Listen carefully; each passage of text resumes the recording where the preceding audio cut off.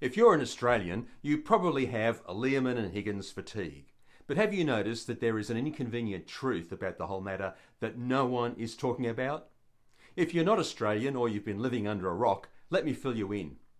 Back in 2021, Liberal Party junior staffer Brittany Higgins alleged to the media that she was raped 2 years previously in the early hours of the morning at Parliament House by a colleague, Bruce Lehrmann. Higgins said she became heavily intoxicated at a work party and left with Lehrmann in a taxi, believing they were both going to be dropped at their respective homes. Instead, she said, she was taken to Parliament House and raped while slipping in and out of consciousness, waking to find her skirt around her waist. In contrast, Lehrmann told police that he and Higgins returned to Parliament House because he needed to pick up his keys. And as Higgins indicated she also needed to return to the office, he offered to share his Uber ride. Once they arrived, they went their separate ways, and later Lehrmann said he left the office without seeing Higgins again. Higgins was later found completely naked, inebriated and disorientated in the early hours of the morning in the minister's office. Now, everyone, it seems, has an opinion on who is telling the truth. And there is no doubt that politicians have jumped on the story for political gain.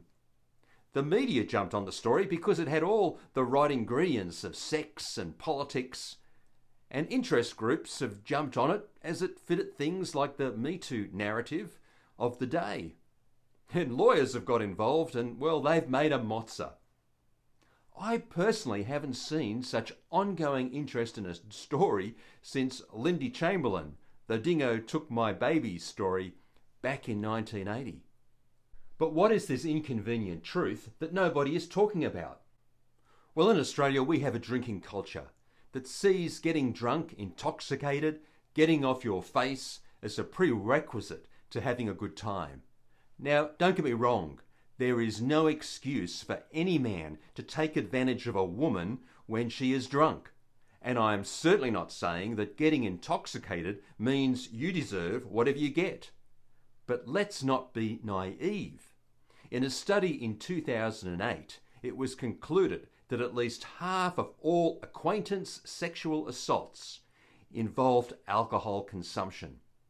In a 2019 study, it was found that among Australians aged 14 years and over, 21% had experienced at least one incident of either physical abuse, verbal abuse, or being put in fear by someone under the influence of alcohol in the past 12 months. The inconvenient truth is that there is a strong, and I mean strong, relationship between alcohol consumption, violence, and rape. Ask yourself, if these young people had not been drunk, would they have gone to Parliament House after hours, evidently a sacking offence? Would they have gone to sleep naked on their boss's couch in their office? Would they have not raised an alarm if being assaulted? Would they have been able to give more coherent testimony about what occurred? Would they have made such bad decisions? I'm not saying that young people should not drink when they go out to party, but I am saying that they should not get drunk for their own health, safety and reputation. Yet I live down the road from Parliament House, and in this city it is seen as a rite of passage that when kids turn 18 years old, they go out with their friends with the express intention of getting drunk, along with the knowledge and approval of parents.